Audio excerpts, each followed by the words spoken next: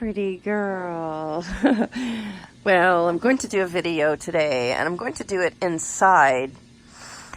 So, it's still a little bit hot outside, and last time I did a video outside, it was, I was on the ground, and I could feel the ants crawling over me, so I don't know how the ants seem to find my butt, but they do.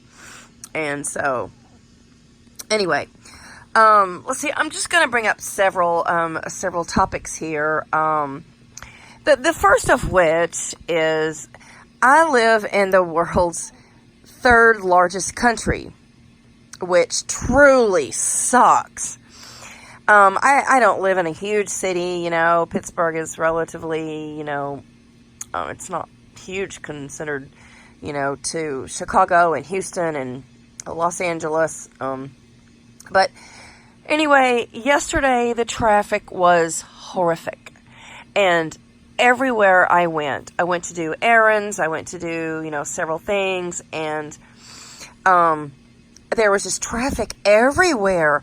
And like everybody who could possibly be on the road was on the road, and stoplights were long. I had to wait, through many exchanges of the stoplights. But and then today this is Friday, so it sucks because it's Friday.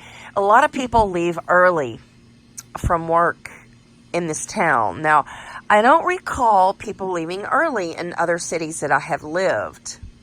But anyway, so I stopped off at a place that I hadn't been to in about a year. And the place makes these ethnic dishes, and you can buy it by the quart. So I really, really like the food, and it's really spicy. A lot of Indian food around here caters to the Yinzer population, to the local population, and so don't move, baby. I was taking your video. So anyway, yeah. So the locals kind of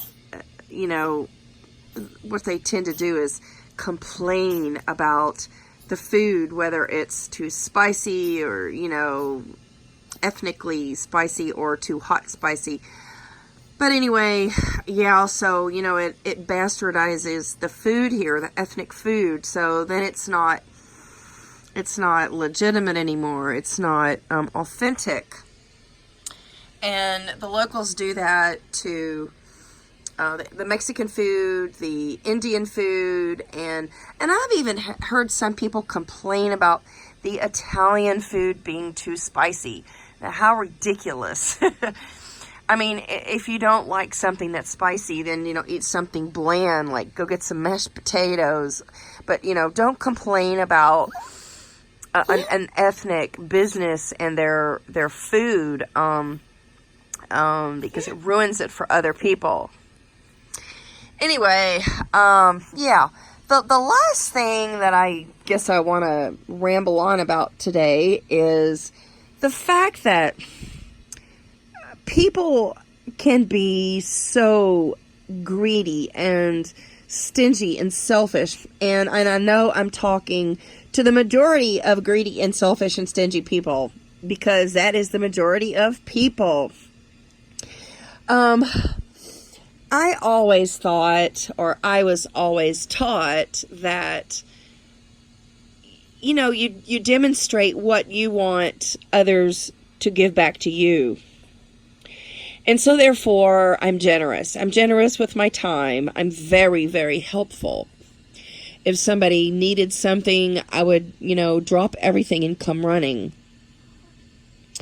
And so there was one particular friend, and this person was just extremely selfish, and it's not for lack of money.